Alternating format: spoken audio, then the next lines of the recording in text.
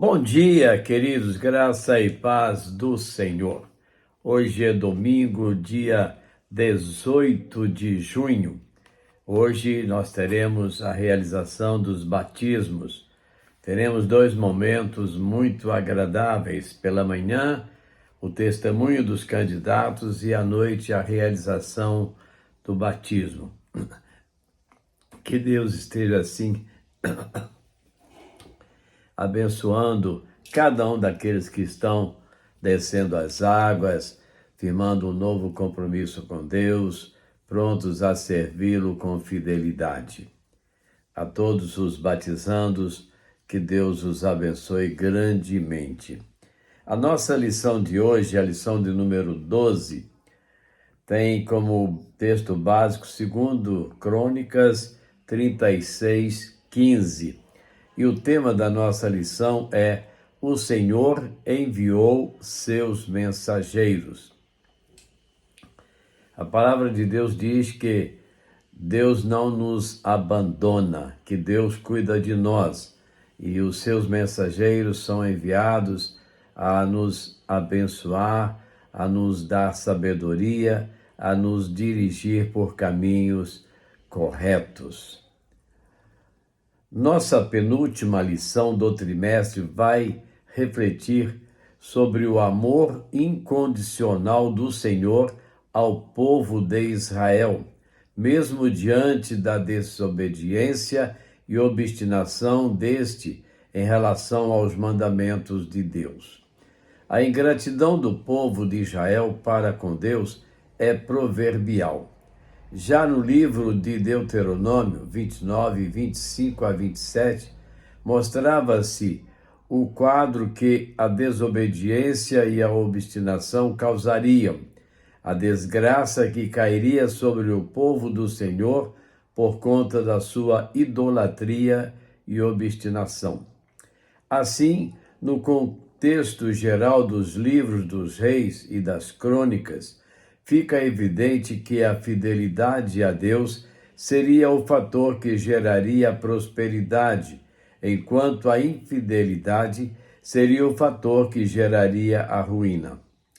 E o Senhor, desde sempre, nunca deixou de avisar o povo sobre estas coisas por meio dos seus profetas. Deus sempre teve compaixão do seu povo, assim como ele tem tido compaixão de nós nos dias de hoje também. Primeiro momento da nossa lição: um Deus zeloso.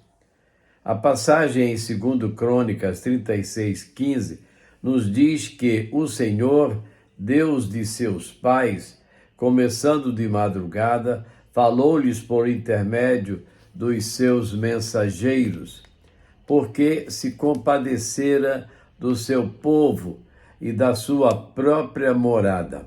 Não havia dúvidas que a infidelidade do povo causaria a ruína, não por ser a vontade do Senhor, mas como resultado das escolhas de um povo mau e perverso. Os avisos sistemáticos no livro de Deuteronômio, as mensagens dos profetas e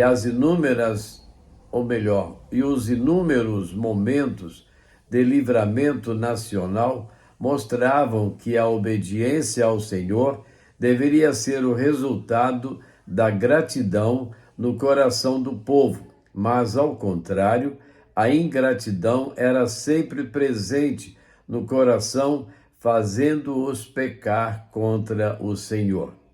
Outra observação importante é que o Senhor nunca teve prazer em ver a ruína do seu povo.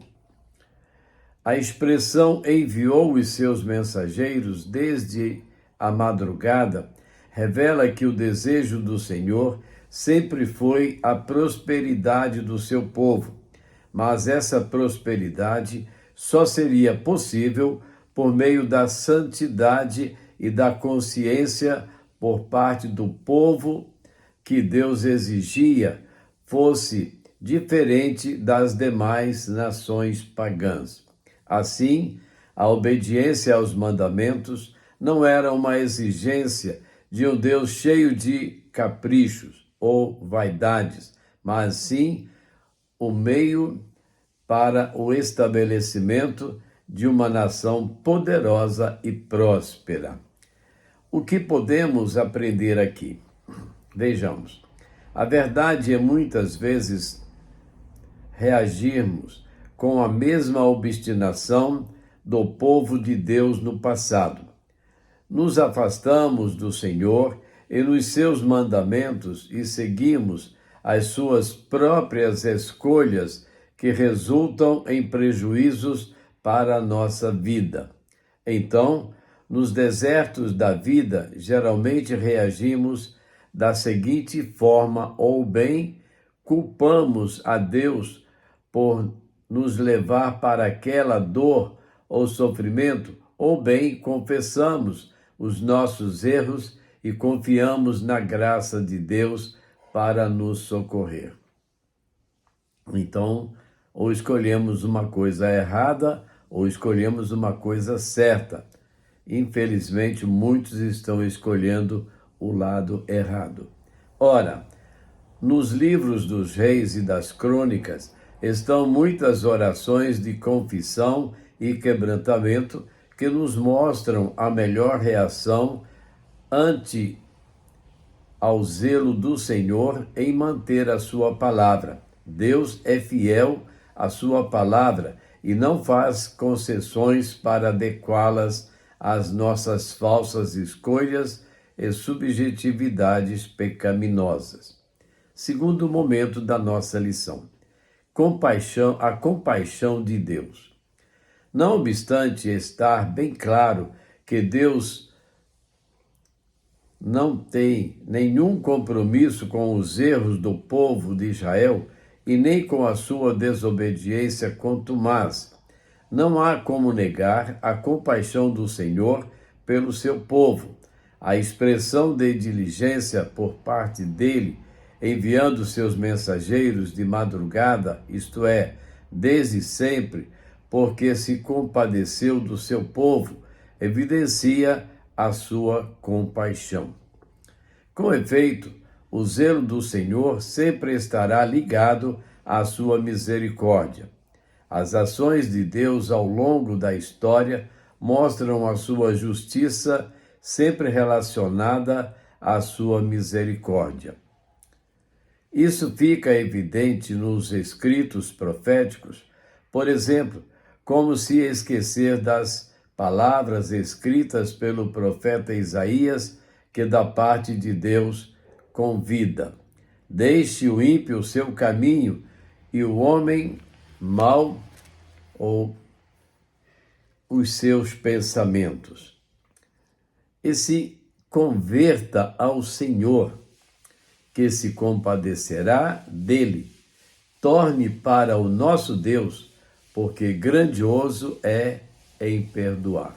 Isaías 55, 7. Outro exemplo importante que mostra a compaixão de Deus pelo seu povo é a comovente história do profeta Oséias. Este é orientado pelo Senhor a casar-se com uma mulher infiel, para que, através do seu ato, mostre o sentimento do Senhor pelo seu povo. Oséias 1, 2. Assim, o Senhor é o esposo traído por conta da desobediência do seu povo, mas mesmo assim compadece-se dele. Diante desse exposto, podemos perceber que o Senhor ama o seu povo e compadece das suas falhas e pecados. Porém, compadecer dos pecados não significa aceitá-los.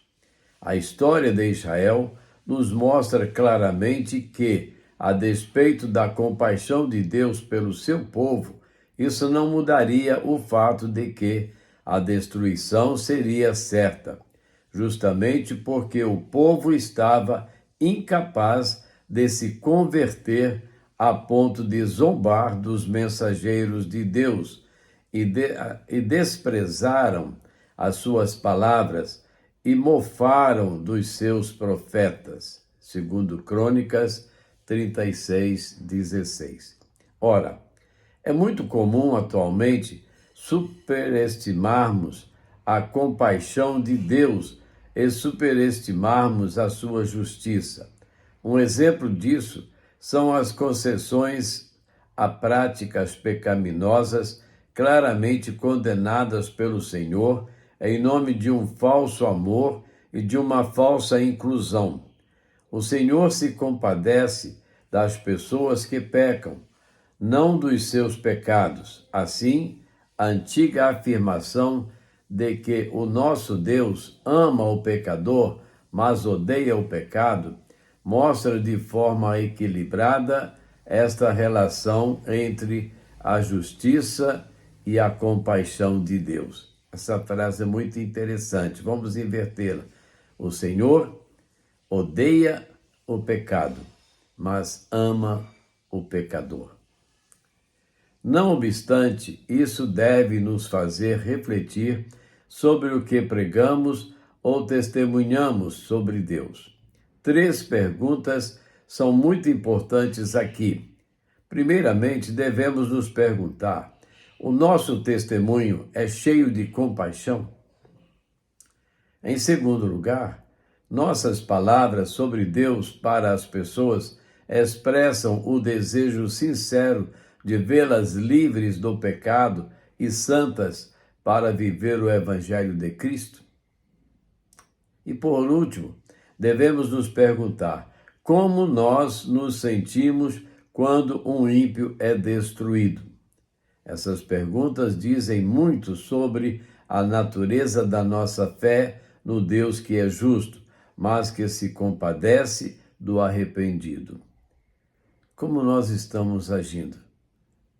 Quantas vezes declaramos: não, ele fez por merecer. Isso é falta de compaixão, é falta de piedade. Não importa o que ele fez, não importa o que ele sofreu. Nós precisamos ter compaixão das pessoas e interceder, clamar a Deus e aconselhá-las a buscar uma vida mais coerente na presença de Deus. Terceiro momento da nossa lição, a mensagem de esperança. Um terceiro elemento que mostra o amor de Deus pelo seu povo, enviando os seus mensageiros desde sempre para exortá-los sobre a necessidade de arrependimento, diz respeito ao teor da mensagem. Em linhas gerais, os escritos dos profetas que viveram no tempo em que foram escritos os livros dos reis e das crônicas, diziam respeito a 4 aspectos: a denúncia do pecado, a necessidade urgente de arrependimento, a compaixão de Deus em ser misericordioso com o seu povo e, por fim, a mensagem de esperança de dias melhores em caso de arrependimento. Se nos arrependermos, Deus é fiel e justo para nos perdoar, diz a palavra.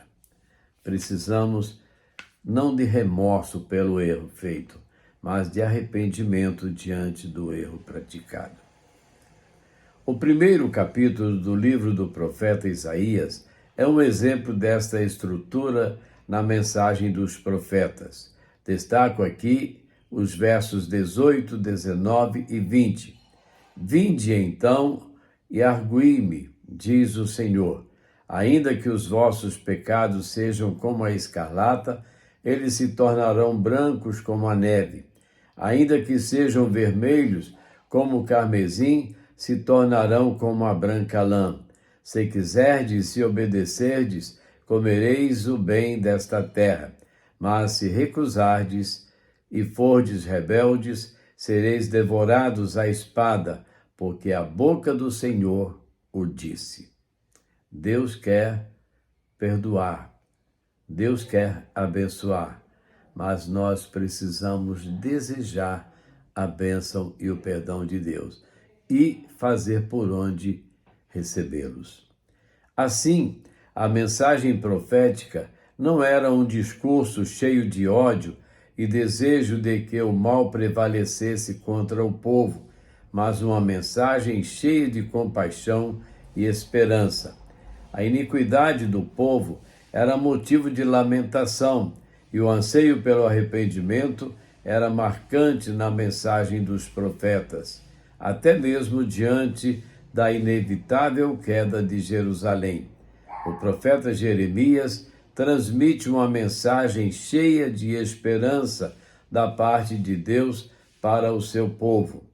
Porque assim diz o Senhor: certamente que passados 70 anos em Babilônia, vos visitarei e cumprirei sobre vós a minha boa palavra, tornando a trazer-vos a este lugar, porque eu bem sei os pensamentos que tenho para a vosso respeito, diz o Senhor, pensamentos de paz e não de mal, para vos dar o fim que esperais. Então me invocareis e ireis e orareis a mim, e eu vos ouvirei, e buscar-me-eis e me achareis, quando me buscardes com todo o vosso coração. E sereis achado de vós, diz o Senhor, e farei voltar os vossos cativos, e congregar-vos-ei de todas as nações, e de todos os lugares para onde vos lancei, diz o Senhor, e tornarei a trazer-vos ao lugar de onde vos transportei. Jeremias 29, 10 a 14. Com efeito, a natureza da mensagem do Senhor sempre tem como objetivo despertar o ímpio sobre os seus pecados, demonstrar o amor e a misericórdia de Deus e encher o coração do contrito de esperança. Assim também nós devemos manter esse padrão, pois hoje somos nós que desde a madrugada exortamos a todos da necessidade de arrependimento para o perdão dos pecados. Que façamos isso com o temor do Senhor. Conclusão. Hoje, nós refletimos sobre o teor da mensagem dos profetas e a urgência desta mensagem na expressão do texto das crônicas. O Senhor enviou seus mensageiros madrugando que possamos ter este senso de urgência, testemunhando da justiça, da compaixão e da esperança para todas as pessoas ao nosso redor. Para pensar e agir. Primeiro, temos sido zelosos com a grande comissão? Nosso testemunho expressa a compaixão de Deus? É o segundo ponto. E, finalmente, você tem o coração cheio de esperança, que nós possamos viver a esperança do Senhor. No próximo domingo estaremos encerrando o ciclo de estudo desta revista e o tema para domingo próximo é Não houve mais remédio. Que possamos usar os remédios que Deus nos dá hoje, enquanto é tempo, para fazermos a vontade do Senhor e que pessoas possam se arrepender e confiarem no Senhor. Amém? Vamos orar? Nosso Deus e Pai, grandioso é o Senhor para nos perdoar, para cuidar das nossas vidas, para nos ajudar nas nossas caminhadas. Ó Deus, como essas lições nos ensinam a viver mais na dependência do Senhor, mais na vontade do Senhor, mais no querer do Senhor. Ó Deus, que possamos assim viver e fazer conforme a Tua palavra nos ensina, levando àqueles que não Te conhecem a esperança de salvação, a esperança de uma vida eterna com Cristo, e que eles possam entender este propósito Teu, ó Pai. Que o Senhor possa nos usar como testemunhas vivas para anunciar a Tua palavra. Muito obrigado, Deus, porque o Senhor tem nos abençoado. Continuamos clamando pelas nossas famílias, pelos nossos filhos, pelos enfermos, Deus, por aqueles que estão recuperando da saúde. Que o Senhor esteja abençoando, fortalecendo as nossas famílias, os nossos filhos, nossos netos. Que o Senhor, ó Deus, se digne abençoar, cuidar da nossa bisneta, ó Deus, dando sabedoria aos seus pais para uma educação e um crescimento dentro dos preceitos do Senhor, ó Deus. Muito obrigado, Deus, por tudo que o Senhor faz. Derrama sobre nós a tua graça e perdoa os nossos pecados. Nós oramos, nós agradecemos no nome de Jesus. Amém. Amém.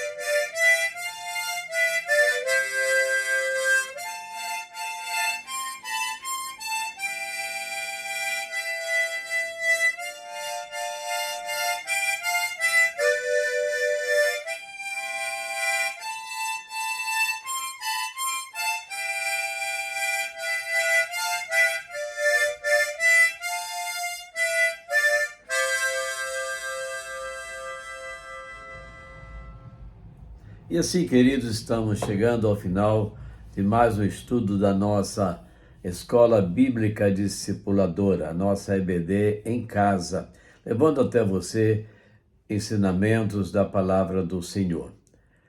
Queremos desejar a todos um domingo de paz, de esperança, um domingo de muita alegria e, olha só, sabermos que novos servos de Deus estão se rendendo aos pés de Cristo através do batismo. Portanto, viva a tarde tranquilo com a sua família e logo vá à casa do Senhor.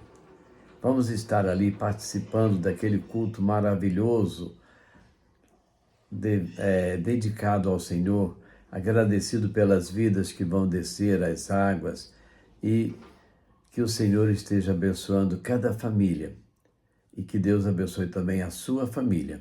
A todos, um bom dia, até logo mais na casa do Senhor e até amanhã, quando estaremos de volta com a nossa devocional com você, se Deus assim nos permitir. A todos, um bom dia na paz do Senhor. Amém?